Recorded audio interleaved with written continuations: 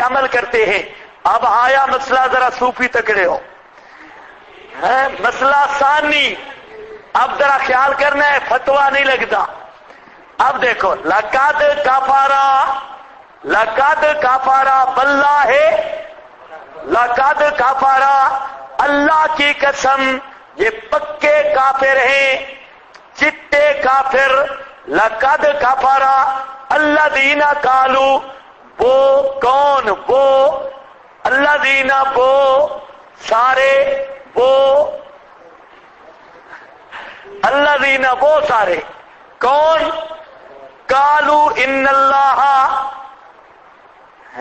سارا رگڑا دیتے ہیں, کوئی بھی نہیں بچا.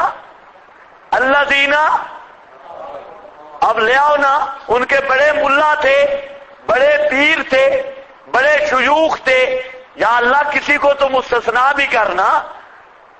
اتنے بڑے مشائخ, ملا, پیر, احبار, رہبان, بزرگ سارے. فرمایا لقد کفر, لقد کفر, میرے پیغمبر پہنچاؤ یہ مسئلہ بھی پکے کافر ہیں. الذین قالوا, جنہوں نے کہا ان اللہ هو المسیح ابن مریم, ان اللہ, بے شک اللہ وہی ہے, المسیح ابن مریم, عیسیٰ بیٹا مریم کا. اس کے ایک معنی, دو معنی سمجھا چکا ہوں. ایک معنی تھا حضرت شاہ عبد القادر محدث دہلوی کا, اللہ بھی کارساز اور عیسیٰ بھی کارساز. ان اللہ هو المسیح ابن مریم, کارساز یا اللہ کا وصف مشہور. کارساز مراد ہے, جیسے لکل فرعون موسیٰ, تو کہتے کیا, کارساز وہی مسیح بیٹا مریم کا. کار اللہ وہی مسیح بیٹا مریم کا, یعنی کارساز وہی مسیح بیٹا مریم کا. یہ شاہ عبد القادر کا ترجمہ ہے. اور ہمارے حضرت رحمت اللہ علیہ, ہاں میں نے غلطی کھا گیا, یہ حضرت مولانا حسین علی کا معنی ہے کارساز. اور شاہ عبد القادر کا معنی کہ اللہ مسیح کی شکل میں اترا, اللہ مسیح کی شکل میں اترا. اوپر سے مسیح تھا, اور ہاں ظاہر دے وچ پیر فرید اور تے باطن دے وچ, انہوں نے کہا ظاہر دے وچ عیسیٰ بن مریم تے باطن دے وچ اللہ, صرف اتنا فرق. ہاں انہوں نے کہا حلول ہے. اب سمجھو حلول کیا ہے. عیسائیوں کی کتابوں میں مثالیں بھی لکھی ہیں. یہ جو فلسفی اور منطقی ہوتے ہیں نا, اکثر گمراہ ہیں, اور ان کی بنیاد نری گمراہی پہ ہے. تو فلاسفہ بھی وہ مثالیں دیتے ہیں, مناطق کا فلاسفہ, اور عیسائیوں نے اسی منطقیوں سے لیے وہ سارے ڈرامے, گپوٹیشن منطقیوں والا. سارا دن جو فارغ ہوتے ہیں اور نسوار رکھی اور منطق, حقہ پیا اور منطق, اور یہ یاد رکھو, جو منطقی مولوی نسوار نہیں رکھتا وہ منطق میں کچا ہے, اور یا نسوار اگر نہیں رکھتا تو حقہ ضرور پیے گا, یا سگریٹ کو کش لگائے گا. تو جتنا دھواں جاتا ہے نا دماغ پہ, اتنی منطق میں دماغ کھلتا ہے. دماغ کو جتنا گندا رکھو گے منطق اتنی آئے گی. جتنا گندا کر سکتے ہو کر دو, تو انشاءاللہ بہت بڑے منطقی بنو گے. انہوں نے کہا کہ جس طرح سورج ہو, سورج سامنے آئینہ رکھو, سورج کی کرنیں آئینے میں منعکس ہوتی ہیں, اور اس کا جو عکس پڑتا ہے دیوار پر, وہاں پر اگر کوئی کاغذ رکھ دو سامنے, سورج کے سامنے رکھو نا آئینہ اس طرح, وہ سورج کی شعاعیں آ رہی ہے آئینہ میں, آئینہ کو اس طرح رکھو تو یہ شعاعیں جائیں گی وہ اس دیوار پر. وہاں آپ کوئی رکھ دے کاغذ کا ٹکڑا تو اب وہ کاغذ جل جائے گا, اور کوئی چیز بھی شعاعوں کے سامنے رکھو جل جائے گا.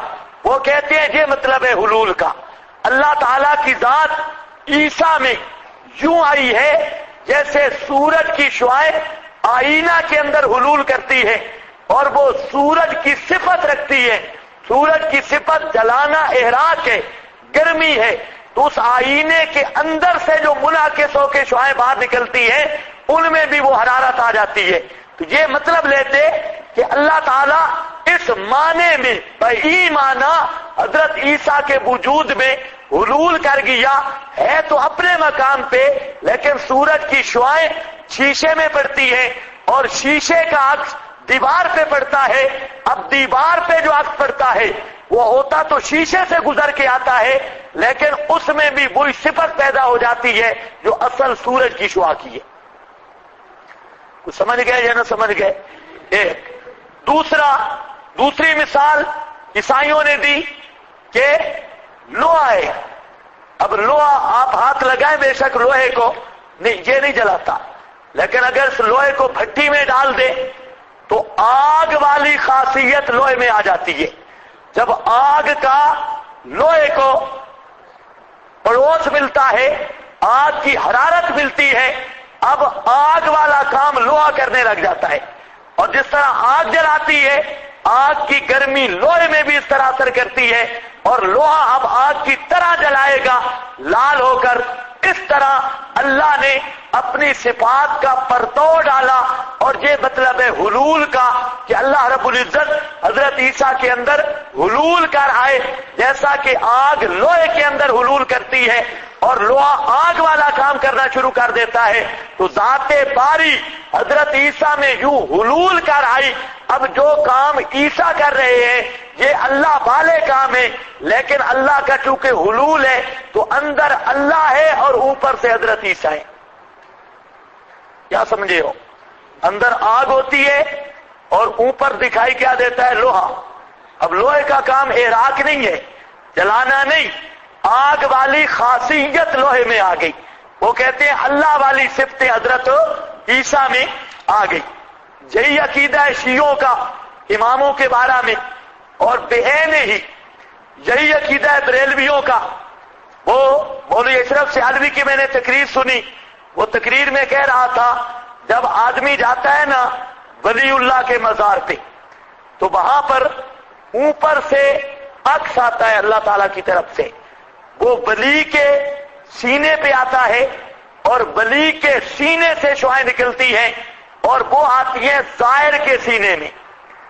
اب دیکھو صحیح بے ایمان کی تشبیہ، وہ اللہ کی شعاعیں اور فیض وہ دربار والے بابے کے دل پر، اور جو بابے کا دل ہے وہ مثل آئینے کے ہے، وہاں کی شعاعیں نکل کے آتی ہے زائر کے قلب پر، اور پھر زائر کو فیض حاصل ہوتا ہے۔ حالانکہ یہ نرا کافروں کا نظریہ ہے، فلاسفہ کا، اور سارا انہی کا گند ہے۔ اس میں اسلام اس سے بری ہے اور مسئلہ توحید اس سے بری ہے۔ اللہ فرماتے ہیں لقد کفر، پکے کافر ہیں، الذین قالوا ان اللہ هو المسیح ابن مریم۔ عیسائیوں کے 3 مشہور فرقے ہیں، اب بھی موجود ہیں۔ ایک فرقہ ان کا نستوریہ ہے، اور دوسرا فرقہ یعقوبیہ ہے، اور تیسرا فرقہ ملکائیہ یا اتحادیہ۔ اتحادیہ بھی اس کو کہتے ہیں، ملکائیہ بھی۔ یہ 3 فرقے ہیں عیسائیوں کے۔ جو فرقہ ان کا نستوریہ ہے وہ کہتے ہیں المسیح ابن اللہ، مسیح اللہ کا بیٹا ہے، اور بیٹا بمعنی نائب اور متصرف یہ لیتے ہیں۔ انہوں نے صاف لکھا ہے ابن کہنے سے مراد متصرف، اللہ نے حضرت عیسیٰ کو طاقتیں دی۔ اور جو فرقہ یعقوبیہ ہے، یعقوبیہ فرقہ کا یہ نظریہ ہے ان اللہ هو المسیح ابن مریم۔ اور جو اتحادیہ ملکائیہ فرقہ ہے، اس ملکائیہ فرقہ کا نظریہ ان اللہ ثالث تثلیث کے قائل۔ ویسے تو عیسائیوں کے کئی فرقے ہیں لیکن وہ تثلیث کے قائل اور ابنیت کے قائل اور حلول کے قائل۔ یہ حلولیے اور ابنیت والے اور تثلیث والے، قرآن تینوں کا وہ سورہ توبہ میں نستوریہ پر رد ہے، اور جہاں پر اللہ رب العزت نے 2 فرقوں کا رد کیا، یعقوبیہ پر بھی اتحادیہ پر بھی۔ ان اللہ ہو گیا، وقالت المسیح، حالانکہ مسیح نے تو اعلان کیا بنی اسرائیل، اے اسرائیل کی اولاد، اعبدوا اللہ ربی وربکم، یہ سوال کا جواب ہے۔ جس طرح آج لوگ من گھڑت روایتیں پیش کرتے ہیں نا، اسی طرح عیسائی بھی من گھڑت روایتیں پیش کرتے تھے، موضوع اور من گھڑت روایتیں، اور وہ کہتے کہ حضرت عیسیٰ خود ہمیں کہہ گئے، اور جب تک من گھڑت روایتیں نہ ہوں گمراہی پھیل سکتی نہیں۔ اگر آپ بڑے ہوں، اللہ آپ کو بڑا مولوی بنائے اور آپ کتابیں جا کے خود دیکھیں، مولویوں کے ٹوٹکوں پہ اعتماد نہ کریں جو لکھی ہوئی ہے، خود جا کے کتابیں دیکھیں، اصل کتابیں دیکھیں۔ اگر آپ اصل کتابیں دیکھیں گے اس نتیجہ پہ پہنچیں گے کہ اس امت کے افراد کی گمراہی کی اصل بنیاد من گھڑت روایتیں ہیں۔ جہاں پر بھی جعلی موضوع ضعیف قسم کی روایتیں آئی وہاں فرقے بننے شروع ہو گئے، اور اصل سبب ضلال کا یہی ہے۔ عیسائیوں کے پاس بھی من گھڑت روایتیں تھیں، انہوں نے کہا حضرت عیسیٰ نے ہمیں خود کہا ہے کہ مجھے الہ سمجھو، مجھے پکارو۔ جیسے آج اگر آپ قصیدہ غوثیہ لے کے بیٹھ جائیں، وہاں لکھا ہوگا عبد القادر جیلانی کہے گا کہ مجھے میرا مریدی لا تخف، میرا مرید ڈر نہیں، جہاں پر بھی ضرورت پڑ جائے مجھے پکار۔ حالانکہ شیخ عبد القادر جیلانی کی اپنی کتابیں توحید سے بھری پڑی ہے، اور شیخ جیلانی صاحب کہتا ہے کہ اللہ کے سوا کسی پہ امید نہ رکھنا، اور اپنے بیٹے کو شیخ عبد القادر جیلانی نصیحت کر کے کہتا ہے علیک بالتوحید، علیک بالتوحید، علیک بالتوحید، توحید کو نہیں چھوڑنا۔ اور یہ توحید والا مسئلہ وہی ہے علیہ اجماع الکل، یہ سارے انبیاء کا اسی پر اجماع رہا، لیکن ان کو بدنام کیا گیا۔ اسی طرح آج لوگ کہتے ہیں کہ نبی پاک صلی اللہ علیہ وسلم نے کہا میری قبر پہ آؤ اور مجھے پکارو۔ کوئی کس قسم کی روایتیں گھڑتا ہے، یہی دھوکہ عیسائیوں کو تھا۔ اللہ نے اس کا جواب دیا، قال المسیح، کہا حضرت مسیح نے، اللہ نے فرمایا تم جھوٹ بولتے ہو کہ مسیح نے اپنی پکار کی دعوت دی۔ میں تمہیں بتاتا ہوں حضرت عیسیٰ کی ساری زندگی دعوت رہی، یا بنی اسرائیل، اے اسرائیل کی اولاد، اعبدوا اللہ ربی، عبادت کرو صرف اللہ کی، ربی جو میرا رب ہے، وربکم، اور تمہارا رب ہے، انہ من یشرک باللہ۔ عیسیٰ علیہ السلام تو یہ دعوت دیتے رہے، اللہ کی توحید بیان کی اور کہا میرے رب کی عبادت کرو۔ آج بھی محرف شدہ انجیل جو موجود ہے وہاں پر حضرت عیسیٰ کا یہ خطبہ موجود ہے۔ آج بھی انجیل کے اندر فرماتے ہیں لوگوں عبادت کے لائق اللہ ہے، میں بھی اسی کی عبادت کرتا ہوں، تم بھی اسی کی عبادت کرو۔ موجودہ انجیل کے اندر بھی یہ جملہ موجود ہے، اور ساتھ فرمایا انہ من یشرک باللہ، بے شک جس نے شرک کیا ساتھ اللہ کے، فقد حرم اللہ علیہ الجنہ، تحقیق حرام کر دی اللہ نے اوپر اس کے جنت، ومأواہ النار، اور ٹھکانہ اس کا آگے، وما للظالمین من انصار، اور نہیں ہے واسطے ظالموں کے، مشرکوں کے، من انصار، کوئی مدد کرنے والا، شفاعت تک کرنے والا کوئی نہیں۔ اب ذرا دیکھ لو قرآن پاک کا انداز، اللہ نے کیا فرمایا؟ حضرت عیسیٰ کی دعوت نری توحید تھی۔ جو مولوی حضرت عیسیٰ کے بارے میں کہتے ہیں انہوں نے اپنی پکار کی دعوت دی، جھوٹ بکتے ہیں اور جھوٹ بولتے ہیں۔ حضرت عیسیٰ کی ساری زندگی کی دعوت تھی اعبدوا اللہ ربی و ربکم، اور انہ کے بارے میں مفسرین کے دو قول ہیں کہ یہ انہ یہ کلام عیسیٰ ہے یا انہ ادخال الہی ہے، دونوں قول موجود ہیں۔ انہ سیاق سے پتہ چلتا ہے کہ یہ حضرت عیسیٰ کا کلام ہے۔ انہ من یشرک باللہ، بے شک پکی بات ہے جو بھی شرک کرے گا اللہ کے ساتھ، فقد حرم اللہ علیہ الجنہ۔ ایک عبارت لکھی ہے وہ پڑھ لو، اعبدوا اللہ کے نیچے کیا ہے؟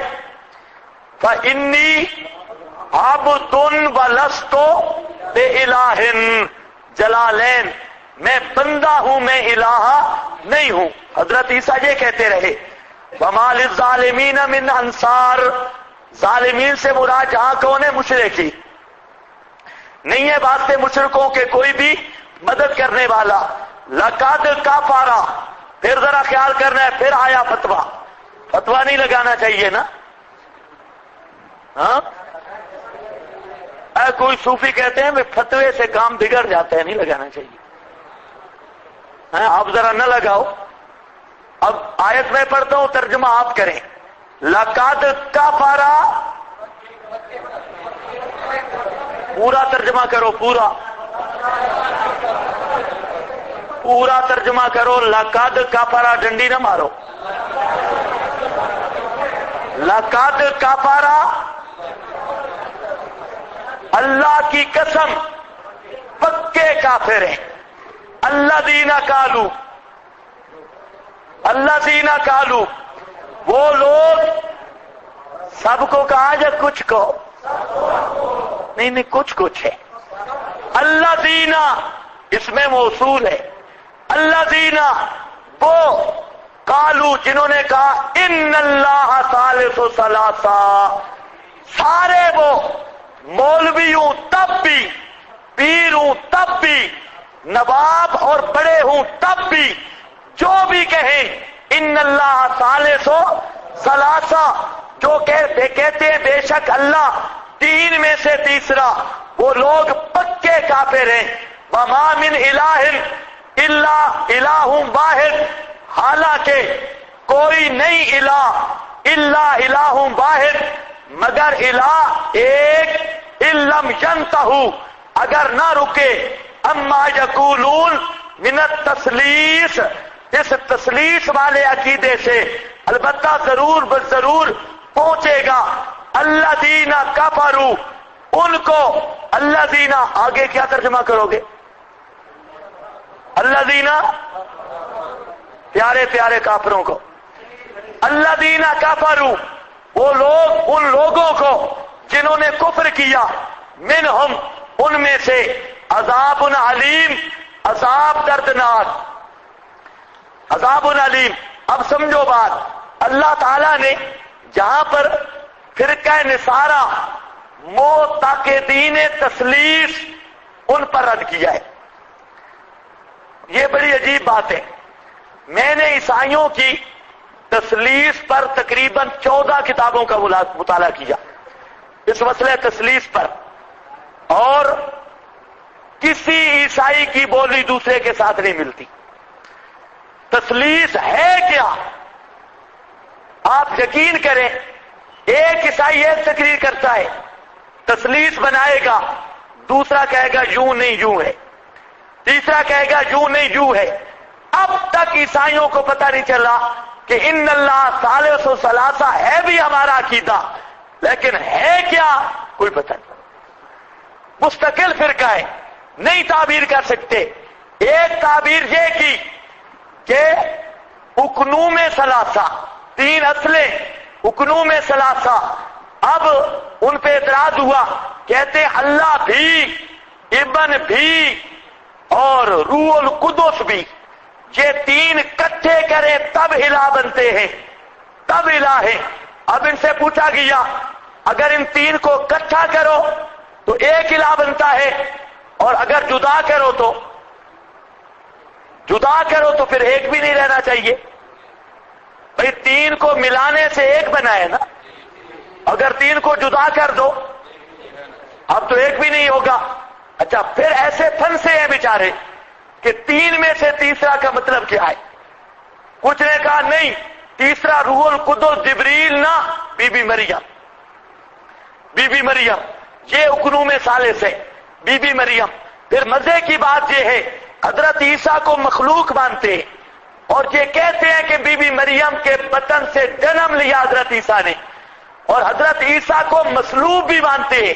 یہ بھی عجیب بات ہے کہ سولی پہ چڑھ گئے اور ایلی ایلی کہتے تھے، اور حضرت عیسیٰ پہ موت آ گئی، یہ بھی عیسائیوں کا نظریہ ہے۔ اور موت بھی مانتے ہیں، ولادت بھی مانتے ہیں، اور کہتے ہیں کہ اللہ کے ساتھ ملے تو اللہ الہ تب بنتا ہے۔ اب ان سے اگر پوچھا جائے حضرت عیسیٰ نہیں پیدا ہوئے، آسمان زمین بنے، کائنات بنی، تو ایک الہ نے بنائی یا تین نے؟ تین تو بن نہیں سکتے، دو تو تھے ہی نہیں، ایک ہی تھا۔ تو جب آسمان و زمین کی تخلیق میں اکیلا ہے تو وہ نظام چلا کیوں نہیں سکتا؟ اس میں دوسرے کی کیا ضرورت پڑ گئی؟ ایک ادھر مخلوق ادھر الہ، یہ مسئلہ ایسا ہے۔ ایک بندہ عیسائی ہوا، عجیب واقعہ ہے، وہ ایک پادری کے پاس گیا، اس نے تقریر کی 3 الہوں پر، تقریر سن لی، کچھ نہ کچھ ذہن میں بات بیٹھی، گیا دوسرے کے پاس، کہتا ہے جی یہ مسئلہ ہے۔ اس نے کہا پہلے نے میرا کفر آپ کو پڑھا ہے، اس طرح ہمارا عقیدہ نہیں۔ اب گیا، اس نے سمجھایا، تیسرے کے پاس گیا، تیسرے نے کہا کہ دوسرے نے بھی بالکل بکواس کیا ہے، یہ بھی ہمارا عقیدہ نہیں۔ اس نے کہا پھر تم جانو، تمہارا کام جانے، یہ میری سمجھ میں آ ہی نہیں سکتا۔ تثلیث پر مستقل بحث کی ضرورت ہے، لیکن میں کروں گا انشاءاللہ۔ جہاں پر اتنی بات ذہن میں رکھو، آج کا عیسائی یہ کہنے لگ گیا کہ یہ تثلیث کا مسئلہ متشابہات سے ہے۔ یہ مسئلہ کس سے ہے؟ متشابہات سے۔ لیکن یاد رکھو، متشابہات ایک چیز ہوتی ہے ما فوق العقل، یہ اور درجہ ہے، ایک ہے مناقض عقل، یہ اور درجہ ہے۔ یہ بات اچھی طرح سمجھ لو، ایک چیز ہے ما براء العقل کہ عقل وہاں پہنچ نہیں سکتا، اور ایک یہ ہے کہ وہ عقل کے متصادم میں، مثلا عقل کے متصادم آپ پڑھتے ہیں اجتماع ضدین یا ارتفاع ضدین، رات بھی ہو دن بھی ہو سکتا ہے۔ عقل کا فیصلہ کیا ہے؟ ہو سکتا ہے رات بھی دن بھی، اچھا رات بھی نہیں دن بھی نہیں، دونوں نہ ہو۔ یہ صرف آپ کو سمجھا رہا ہوں، ارتفاع ضدین کی منطقیوں نے تو اور مثالیں گھڑی ہیں۔ بہرحال عقل اس کا فیصلہ کرتا ہے کہ 2 ضدیں کٹھی بھی نہیں ہو سکتی اور 2 ضدیں اٹھ بھی نہیں سکتی، یہ عقل کا فیصلہ ہے۔ اب بات یہ ہے، یہ اچھی طرح سمجھ لو کہ جو عقلی دلیل ہے یہ اتنی مضبوط ہے کہ نقلی دلیل اگر اس کے مد مقابل آئے، نقل میں تعبیر کریں گے، عقل میں تعبیر کی گنجائش نہیں۔ لیکن مراد اس سے کیا ہے؟ ما فوق العقل نہیں، پوری شریعت ما فوق العقل ہے، اور اس کا ہمیں ابھی استحضار نہیں، لیکن شریعت کا کوئی حکم مناقض عقل نہیں، عقل کے خلاف نہیں۔ عقل کے خلاف ہونا دوسرا مسئلہ ہے، عقل سے ما براء ہونا یہ اور مسئلہ ہے۔ شرعی احکام ما براء العقل ضرور ہیں، فوق العقل ضرور ہیں، لیکن کوئی شرعی حکم مناقض عقل نہ ہوا ہے نہ ہو سکتا ہے۔ عیسائیوں کا عقیدہ تثلیث یہ مناقض عقل ہے، اس لیے اس کو متشابہات سے قرار دینا یہ اور بڑی دھاندلی اور بڑی بے ایمانی ہے۔ یہ بات سمجھ گئے یا نہیں سمجھے؟ چلو ابھی آگے چلو، عیسائیت پر ایک دن انشاءاللہ بات کریں گے، ان کے سارے عقیدوں پر اور ان کے عقائد کے ابطال پر۔ یہاں تو مسئلہ یہ ہے کہ وہ لوگ پکے کافر ہیں جو کہتے ہیں ان اللہ ثالث وما من الہ، حالانکہ کوئی مشکل کشا نہیں، کوئی حاجت روا نہیں، الا الہ واحد، مگر الہ اکیلا، وَإِن لَّمْ يَنْتَهُوا، اگر اس گندے عقیدے سے انہوں نے توبہ نہ کی، اما مبہم رکھا ہے، اس کو تعبیر بھی نہیں کیا، ایسا گندا عقیدہ تثلیث والا جو زبانوں پہ لانے کے قابل ہی نہیں، اگر اس سے یہ باز نہ آئے، یقولون، جو کہتے ہیں، تو پہنچے گا ان کو عذاب، پہنچے گا ان لوگوں کو جنہوں نے مسئلہ نہیں مانا، عذاب علیم۔ افلا یتوبون الی اللہ، کیا نہیں توبہ کرتے، رجوع کرتے اللہ کی طرف، فیستغفرونہ، اور معافیا مانگتے اللہ سے، واللہ غفور الرحیم، اور اللہ بہت معاف کرنے والا، بہت رحم کرنے والا ہے۔ اگر اللہ سے اب بھی معافیا مانگتے، توحید کو مان لیتے، شرک کو چھوڑ دیتے، اللہ معاف کر دیتا۔ مل مسیح ابن مریم الا رسول قد خلت من قبلہ الرسل، اب ذرا دیکھنا ہے، اللہ نے جہاں پر الوہیت مسیح کو دلیل سے رد کیا، اور فرمایا لوگو مل مسیح ابن مریم، نہیں عیسیٰ بیٹا مریم کا، الا رسول، مگر رسول، قد خلت من قبلہ الرسل، تحقیق گزر گئے ان سے پہلے بھی کئی رسول، وہ امہ صدیقہ، ماں اس کی صدیقہ ولیہ ہے، نیک بندی ہے اللہ کی، کانا یاکلان الطعام، تھے دونوں یاکلان الطعام، روٹی کھاتے، انظر کیف نبینو، دیکھ میرا پیغمبر کیسے بیان کرتے ہیں ہم واسطے ان کے، الآیات دلائل، تم منظر، پھر دیکھ میرے پیغمبر، انا یؤفکون، کہاں انہیں چکر پھیر لگتے ہیں۔ حضرت شیخ القرآن کے لفظ ہیں، دیکھ میرے پیغمبر ساڈا بیان کرنا بھی ویک تے مشرکاں دا نہ مننا بھی ویک، ساڈا بیان کرنا بھی ویک تے مشرکاں دا نہ مننا بھی ویک۔ دیکھو جہاں پر اللہ نے دلیل دی، فرمایا عیسیٰ الہ نہیں، سمجھو قرآن کا انداز، کیوں نہیں؟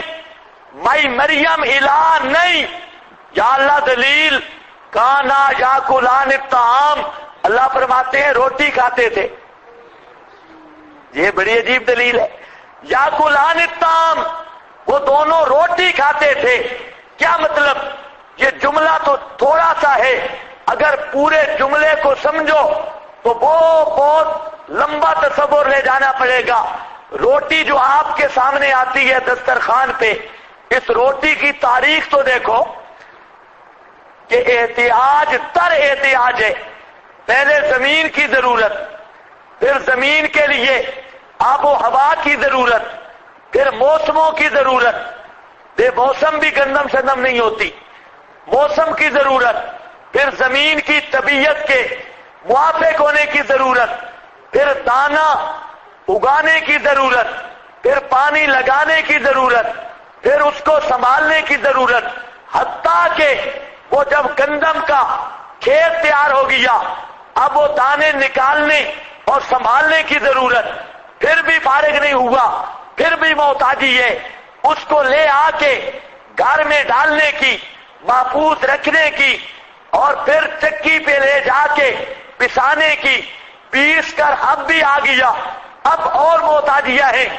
اب کوئی پکانے والی کا ہونا ضروری ہے، پکانے کی، پھر پک گیا، پھر بھی آپ کے سامنے نہیں آ سکتا، پھر پکانے والا پکا کے رکھتا ہے، اچھا پکانے پہ کس کی ضرورت؟ آگ کی، اگر آگ کا ماچس نہ ملے سارا دن بھوکے رہ جائیں، اور پھر باورچی کی، پھر تنور کی، پھر گیس کی یا لکڑیوں کی، اب لکڑیاں لانے والے کی، اگر آپ سوچتے جائیں یہ اتنے مراحل ہیں پھر بھی آپ تک نہیں پہنچی، پھر وہاں پر خدمت والے بزرگوں کی، پھر برتنوں کی، اور پھر دسترخوان کی، پھر آپ تک آ گئی، اب بھی آپ کھا نہیں سکتے، ہاتھوں کی، اب اندر کی مشین دانتوں کی، پھر زبان کی، پھر اس کے اندر جانے تک جب اندر کام چلا گیا، یہ ہے ایک لقمہ گیا ہے اندر، اور یہ مصیبتوں اور محتاجیوں میں گھرا ہوا۔ اللہ فرماتے ہیں لوگوں جو محتاج ہو روٹی کھانے کا تو وہ تو محتاجیوں میں محیط اور گھرا ہوا ہے، اور جو ایک دفعہ بھی محتاج بن جائے وہ الہ نہیں بن سکتا۔ الہ وہ ہوتا ہے جس کے سارے محتاج ہو، اور جو اتنا محتاج ہو اپنے کھانے پینے میں اور ان کھانے پینے کی ضرورتوں میں، وہ الہ نہیں بن سکتا۔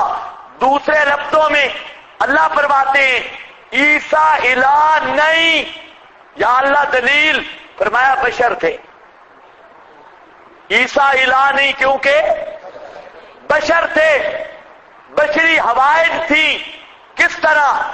ایک تو امہ، عیسیٰ کی ماں بھی تھی، یہ بشریت ہے، ماں جایا تھا، ماں نے حضرت عیسیٰ کو جنا تھا، عیسیٰ کی ماں تھی، بشر تھے، یاکلان الطعام، اور تمام بشری عوارض بھی طاری ہوتے تھے، بشری حوائج بھی تھے، ضرورتیں بھی تھی، کھانا ذکر کر دیا، اور بھی بڑا پروگرام ہے، آدمی ہضم بھی نہیں کر سکتا، انہضام سے بھی کئی مراحل سے گزرتا ہے۔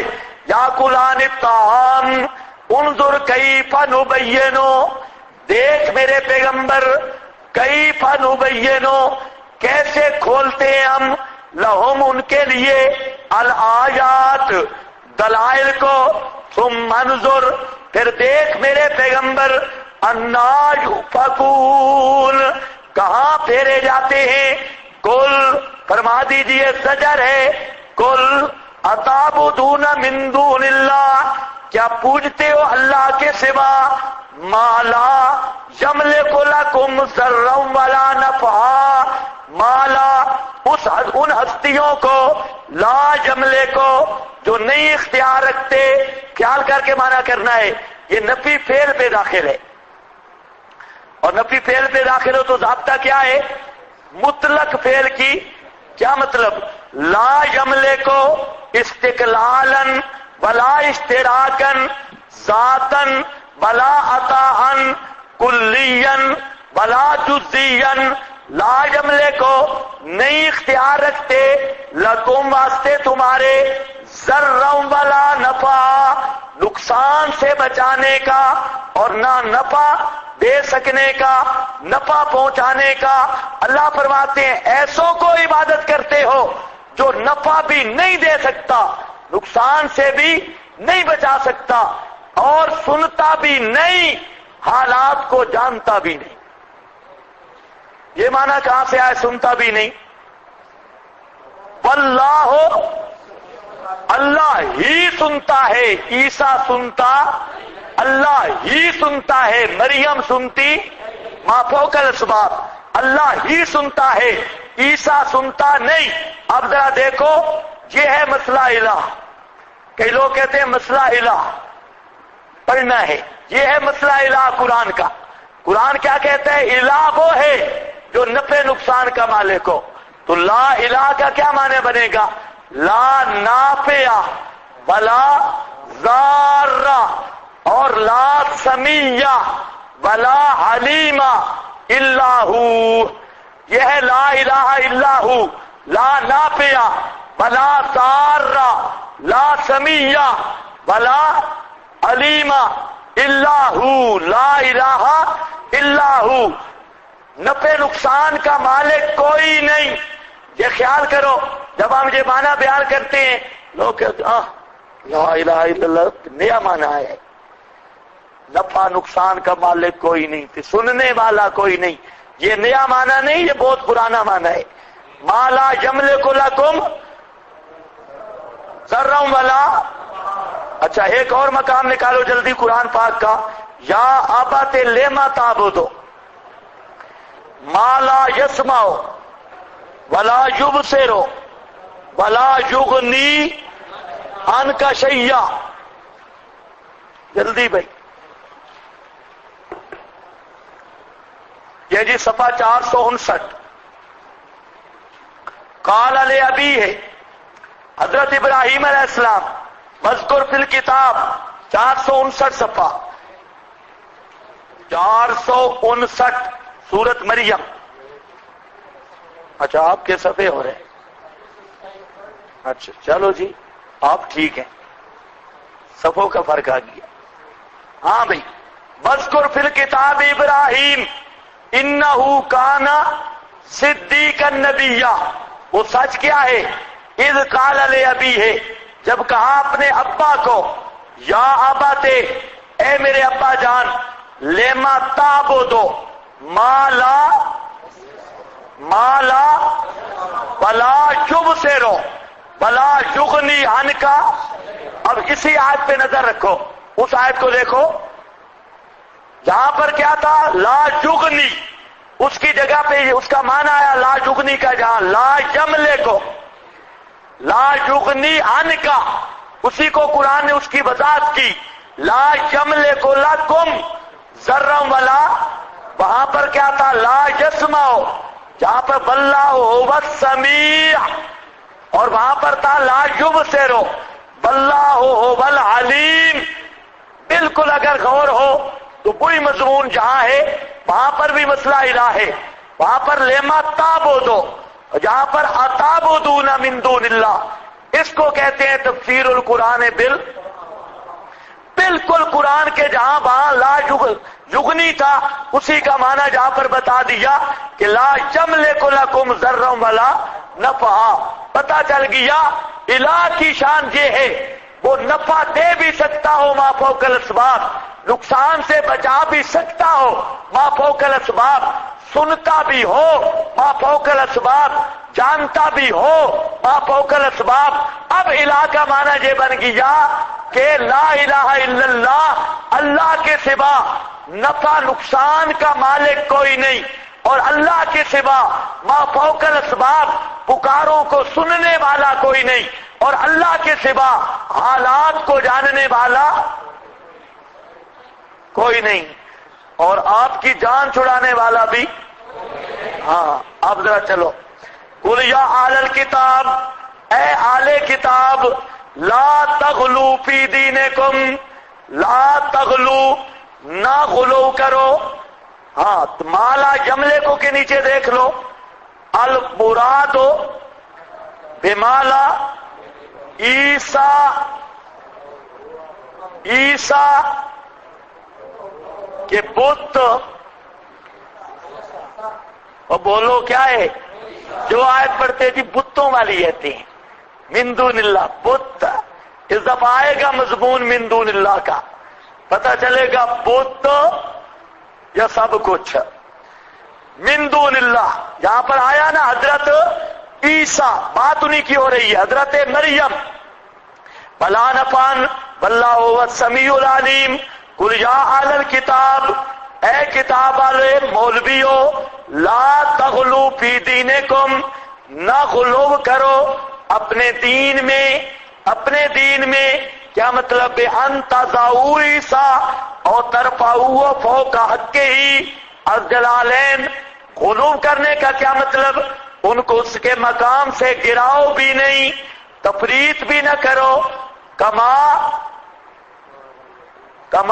قال الیہود، جیسے یہودیوں نے بکواس کیا حضرت عیسیٰ کے بارے میں، اور افراط بھی نہ کرو، لا تغلو فی دینکم غیر الحق، نہ حق، ولا تتبعوا اہواء قوم، سبحان اللہ، چھوڑتا نہیں قرآن، غلو بھی نہ کرو، افراط بھی نہ کرو، تفریط بھی، حد سے بڑھاؤ بھی نہیں، کم بھی نہ کرو، ولا تتبعوا، اور مت پیچھے لگو، آباء قوم، آباء قوم، ایسی قوم کی خواہشات کے، قد ضلوا، جو گمراہ ہو چکی ہے، من قبلو، سبحان اللہ۔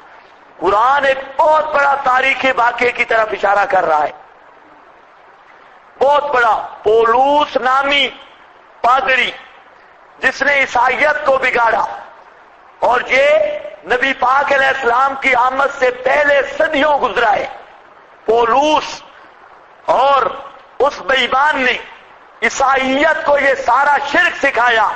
یہ پہلا یہودی ہے، اس کے بارے میں لمبا واقعہ ہے، اس نے فراڈ کیا اور اوپر سے عیسائی بنا، اندر یہودی تھا، جیسے عبداللہ ابن سبا اندر یہودی تھا اور اوپر سے مسلمان کہلوایا۔ یہ پوری سازش تھی یہود کی۔ پولوس نامی پادری، بہت بڑا بے ایمان، وہ بظاہر عیسائی بن کے یہ پہلا شخص ہے جس نے سارے گندے عقیدے عیسائیوں کو سکھلائے، اور اس پر اس نے دلائل پیش کیے، کتابیں وضع کی، حضرت عیسیٰ کے ملفوظات، حضرت عیسیٰ کے ذمہ روایتیں وہ لگائیں۔ قرآن کا اشارہ اسی طرف ہے، فرمایا لا تتبعوا آباء قوم، نہ اتباع کرو آباء قوم۔ قرآن شرک والی جو باتیں اور کتابڑیاں ہیں ان کو دلائل نہیں کہتا، کتابیں نہیں کہتا، کیا کہتے ہیں؟ احبا۔ وہ کیا ہے؟ احبا، اس کی اپنے خیالات، اپنی گھڑی ہوئی باتیں۔ آباء قوم، ایسی قوم کی خواہشات، قد ضلوا من قبلو، تحقیق وہ گمراہ ہوئے، من قبلو، اس سے پہلے۔ آج نئے عیسائیوں نے اپنی کتابوں میں بھی اس بات کی تصدیق کی کہ باقی اس پادری نے عیسائیت کو خراب کیا، لیکن آپ اندازہ کریں کہ ایک امی کی زبان سے سینکڑوں سال پہلے کی ایک تاریخی خبر کا اس انداز میں پیش کرنا کہ مخالف بھی ماننے پر مجبور ہوں، تو کیا یہ اس کے اعجاز کی دلیل نہیں ہے؟ سب سے بڑی اعجاز کی دلیل ہے۔ معلوم ہوتا ہے یہ کلام ربی ہے، یہ کسی بندے کا کلام نہیں۔ اتنی بڑی تاریخی واقعہ قرآن نے ذکر کیا، فرمایا قد لا تتبعوا آباء قوم، یہ پوری تاریخ ہے، قد ضلوا من قبل، جو پہلے گمراہ ہو گئی، فاضلوا کثیرا، اور گمراہ کیا بہتوں کو۔ کوئی دلیل نہیں الوہیت مسیح پر، صرف پہلوں کا گپوٹیشن ہے۔ آباء قوم گپے ہیں، جھوٹی روایتیں ہیں، ان کی اپنی من گھڑت کے آسات ہیں۔ حضرت عیسیٰ نے کوئی نہیں کہا کہ میں الہ ہوں، یہ پادریوں بے ایمانوں نے اپنی طرف سے گھڑا ہے۔ اضلوا کثیرا بضلوا عن سواء السبیل، اور خود بھی گمراہ ہوئے سیدھی راہ سے، لوگوں کو بھی گمراہ کیا، خود بھی گمراہ ہوئے۔ آج بھی ایسے ہو رہا ہے، بالکل وہی جتنی جھوٹے روایتیں ہیں۔ آپ بھی کہا کرو آباء قوم لا تتبعوا آباء قوم، یہ سارا گپوٹیشن اور ساری بے ایمانی، جھوٹی روایتیں، کول کٹورے، یہ اپنے گھڑے ہوئے ہیں جو کتاب اللہ کے مقابل ہیں۔ اور صاف کہہ دو ہم کسی کی کتاب اللہ کے مقابل نہیں مانتے۔ کتاب اللہ یہ علم ہے، اور اس کے مقابل جس کا قول بھی آ جائے وہ احوا ہے۔ ہاں، جس کا ملفوظ بھی آ جائے وہ کیا ہے؟ آباء قوم لعن الذین کفروا، تخویف دنیاوی، لعنا لعنت کی گئی، کفروا کافروں پر، من بنی اسرائیل، خیال کرنا ہے کہیں سختی نہ ہو جائے، لعن الذین کفروا، کافر کو بھی کافر نہیں کہنا چاہیے۔ یہ تبلیغی سو رہا ہے، ہاں ماشاءاللہ،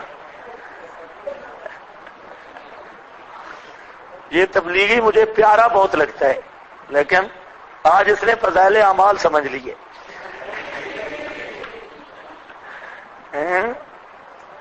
قرآن میں سویا ہوئے، اچھا اونگ رہا ہے، کہتے ہیں سویا نہیں، خواب نہیں دیکھا، پہلے معاملہ سنبھالا گیا۔ لعن الذین کفروا، لعنت کیے گئے، کافر کو کافر نہیں کہنا، لعن الذین، لعنت کیے گئے وہ جنہوں نے کفر کیا، من بنی اسرائیل، بنی اسرائیل قوم سے، علی لسان داؤد، حضرت داؤد کی زبان پر، یہ اشارہ ہے واقعہ سبت کی طرف، وہ پہلے پڑھا ہو، وعیسی ابن مریم، اور حضرت عیسیٰ بیٹے مریم کی زبان پر، یہ جو خنزیر بنے تھے مائدہ والی قوم، انہوں نے زیادتی کی، مائدہ میں اللہ نے ان کو خنزیر بنایا، اس کی طرف اشارہ ہے۔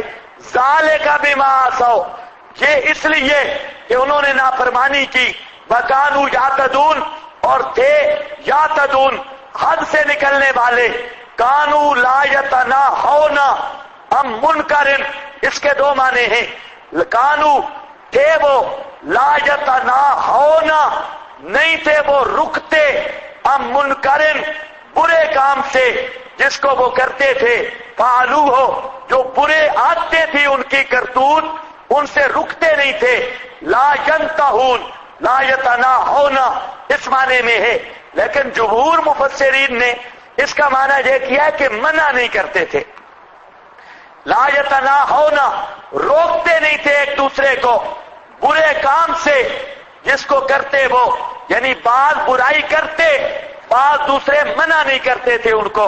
تو جہاں پر دونوں معنی کیے گئے، رکتے نہیں تھے یا منع نہیں کرتے تھے، روکتے نہیں تھے، لا یتناہون عن منکر فعلوہ لبئس ما کانوا یفعلون، البتہ بہت برا ہے جو تھے وہ کرتے، ترا کثیرا منہم، دیکھے گا پوتوں کو ان میں سے وہ یتولون الذین جوڑ رکھتے ہیں الذین ان سے کفروا جنہوں نے کفر کیا. اللہ فرماتے ہیں ان کی لعنت کی ایک وجہ یہ بھی ہے ان کا کافروں کے ساتھ محبت اور پیار ہے اور جوڑ رکھتے ہیں. لبئس ما قدمت البتہ بہت برا ہے جو آگے کیا واسطے ان کے نفسوں نے. وہ برا کیا ہے؟ ان سخط اللہ یہ کہ ناراض کرنا اللہ کو اوپر اپنے. وفی العذاب ہم خالدون اور وہ عذاب میں ہمیشہ رہیں گے. ذرا جوڑ والا حال بھی دیکھتے جاؤ. یتولون الذین او بزرگوں ترا کثیرا منہم دیکھے گا ان کی اکثریت کو بہتوں کو کس جرم میں؟ یتولون کیا معنی کرو گے یتولون کا؟ جوڑ رکھتے ہیں. اللہ جانے آپ کی بولی میں جوڑ کس کو کہتے ہیں؟ دوستی ہماری بولی میں کہتے ہیں. دوستی رکھتے ہیں کس سے؟ الذین کفروا. تو اس بات نے لبئس ما قدمت لہم انفسہم ان سخط اللہ. تو کافروں کے ساتھ جوڑ پر اللہ راضی ہوتا ہے کہ ناراض؟ ان سخط اللہ علیہم وفی العذاب ہم خالدون. جوڑ رکھنے والوں کا انجام ہے پھر عذاب ہم. ہاں کوئی اور معنی تو مجھے بتاؤ.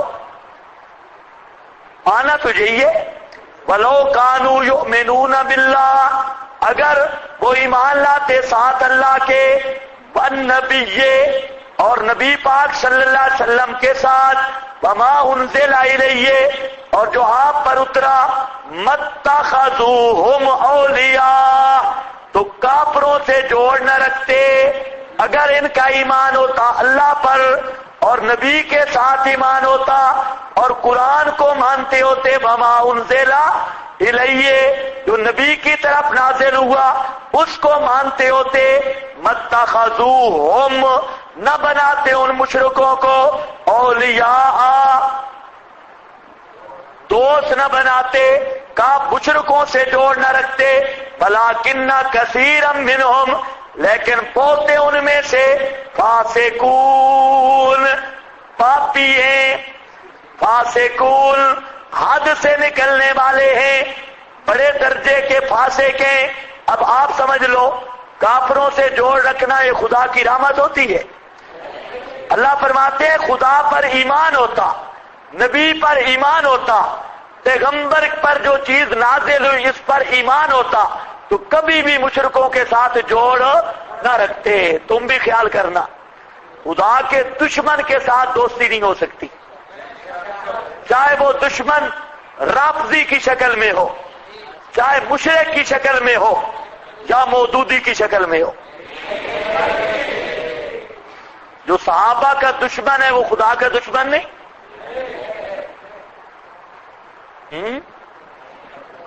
میں تو یہی سمجھتا ہوں صحابہ کا دشمن خدا کا نہ مانو. حدیث میں تو آیا ہے من احبہم فبے ومن ابغضہم فبے آگے من آذاہم فقد ومن آذانی فقد آذان نہیں ہے. نہیں صحابہ کے تنقید کرنا آپ ایمان سے بتاؤ صحابہ پر تنقید کرنا یہ ایذا نہیں صحابہ کو اور صحابہ کو ایذا دینا نبی کو ایذا دینا ہے اور نبی کو ایذا دینا. خیال کرو ذرا. ایک ساتھی مجھے کہتا ہے کہ میں جماعت اسلامی کا فارم پر کر دوں. میں کہ ہاں جہنم تیار ہے گاڑی کر دے. کہتے ہیں میں پکا اشاعتی ہوں. میں کہا پکا بے ایمان ہے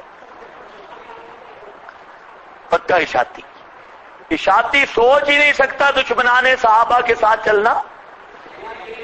اشاعتیوں کا قصور ہی یہ ہے جب یہ تحریک چلی نا سپاہ صحابہ شروع میں تو مولانا حق نواز جنگوی شہید یہ گئے تھے سید عنایت اللہ شاہ صاحب کے پاس اور مولانا حق نواز صاحب مخلص آدمی تھے. انہوں نے جو کام کیا ہے اخلاص پر مبنی کام تھا، اس میں کوئی شک نہیں، اللہ نے ان سے کام لیا اور ان کا کام اخلاص والا تھا۔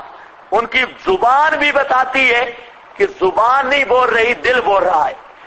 تو بہرحال وہ گئے عنایت اللہ شاہ صاحب رحمہ اللہ کے پاس، اس سے پہلے ان سے ایک تقریر کروائی گئی تھی کبیر بالا میں اشاعت التوحید کے خلاف، لیکن وہاں شاہ صاحب کے پاس گئے، وہاں پر انہوں نے معذرت بھی کی کہ مجھے اس وقت وہ کبیر والے کے مدرسے والوں نے مجبور کیا، اور پھر بھی میں نے آپ کے خلاف کوئی بات نہیں کی، صرف وہ کبیر والے مولوی کے خلاف میں نے بات کی، احمد سعید کے خلاف بات کی، فلانے کے، لیکن میں اب معافی مانگنے آیا ہوں، معافی مانگتا ہوں، اور آئندہ انشاءاللہ میری زبان سے اشاعت التوحید و سنہ کے متعلق کوئی جملہ نہیں سنو گے، آپ ہمارا ساتھ دیں۔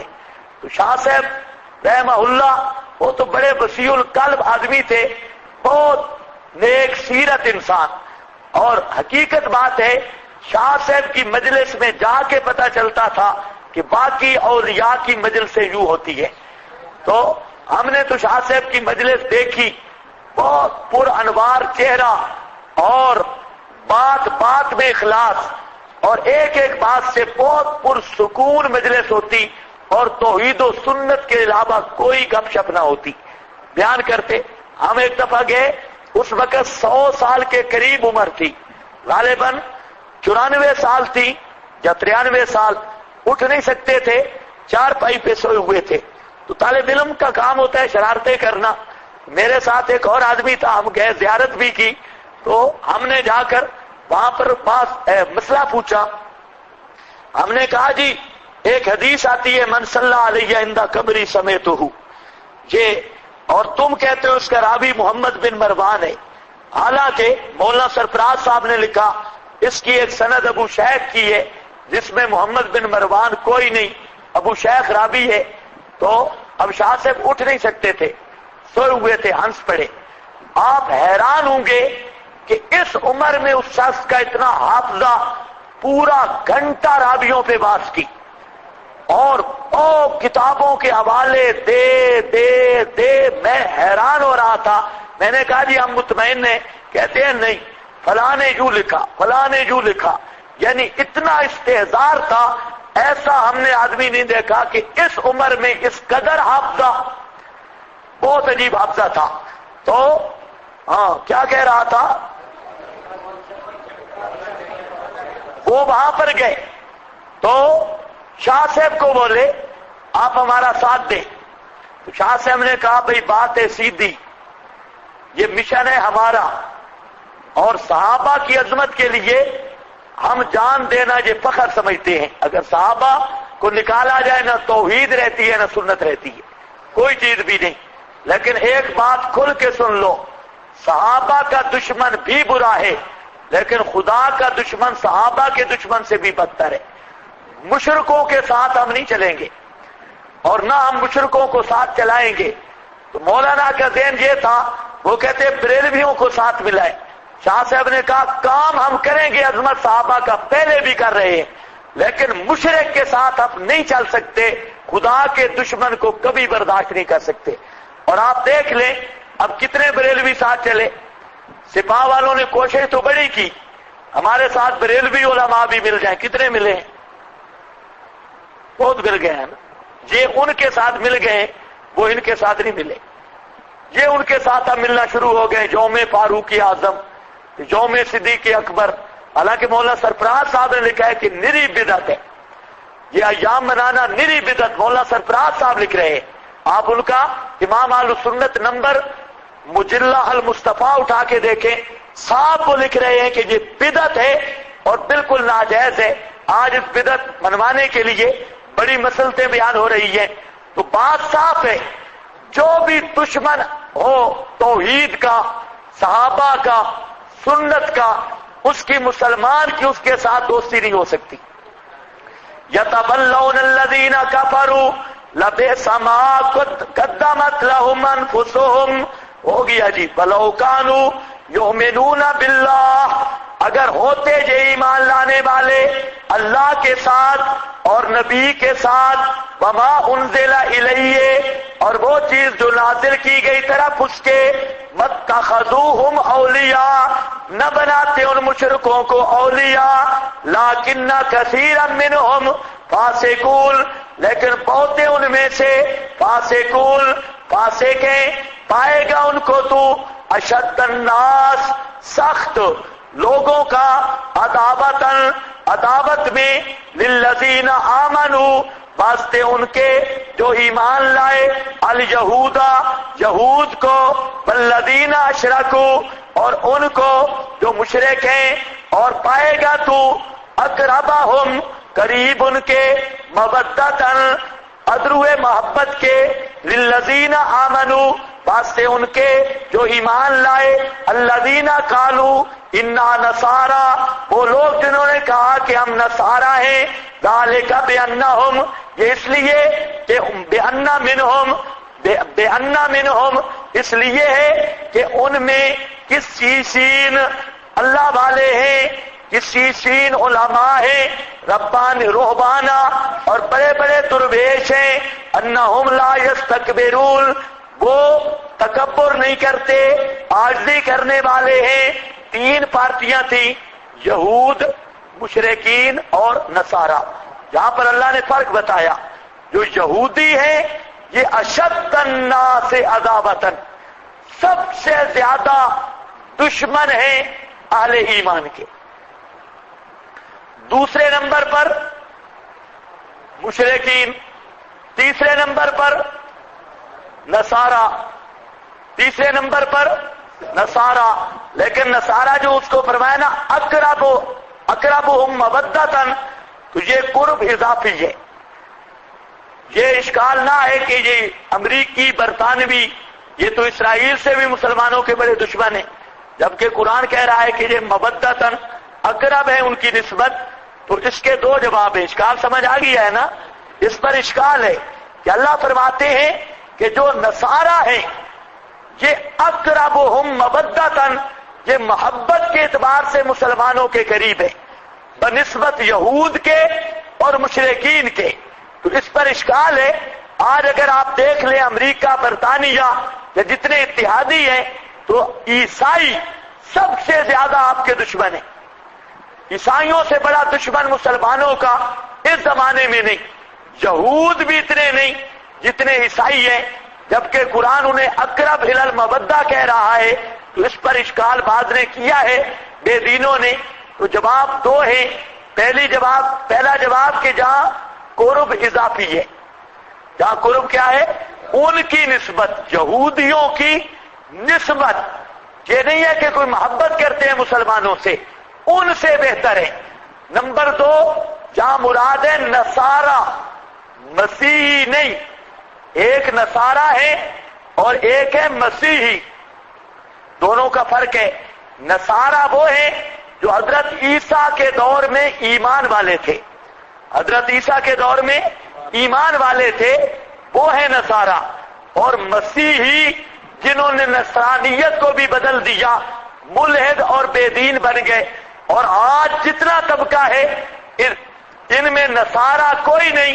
ان میں سارے مسیحی ہیں کیا سمجھ رہے ہو ایک تو ہے نصارہ اور دوسرا کیا ہے مسیحی تو قرآن نے کس کی بات کی نصارہ کی اور دشمن کون ہے مسیحی یہ جتنی مسیح مشینریاں ہیں یہ مسیح اور نصارہ میں فرق کیا ہے نصارہ وہ ہیں جو حضرت عیسیٰ پر ایمان لائے ان کے زمانے نبوت میں اور نبی پاک کی بعثت سے پہلے موجود تھے لیکن حضرت عیسیٰ کی شریعت پر ان کا ایمان تھا تو وہ نصارہ ہے اور مسیحی جنہوں نے نصرانیت کو بھی الحاد سے بدل دیا اور نصرانیت کو تبدیل اور تحریف کر دی موجودہ برطانیہ امریکہ یہ سارے مسیحی ہیں ان میں کوئی بھی نصرانی نہیں نصرانی وہ لوگ تھے جو کم از کم عیسائیت پر پکے تھے چنانچہ قرآن نے آگے انہی کا ذکر بھی کیا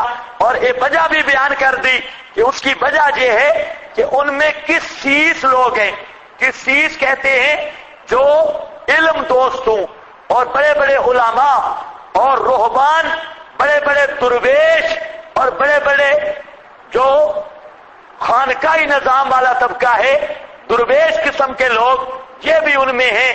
اور تیسری وجہ بیان کی لا یستکبرون، وہ متکبر بھی نہیں، ان کے اندر عاجزی بھی ہے، علم دوست بھی ہے اور درویش بھی ہے اور عاجز بھی ہے، متکبر نہیں۔ اس وجہ سے وہ مسلمانوں کے اس قدر دشمن نہیں جتنے یہودی اور دوسرا طبقہ عامۃ المشرکین۔ وآخر دعوانا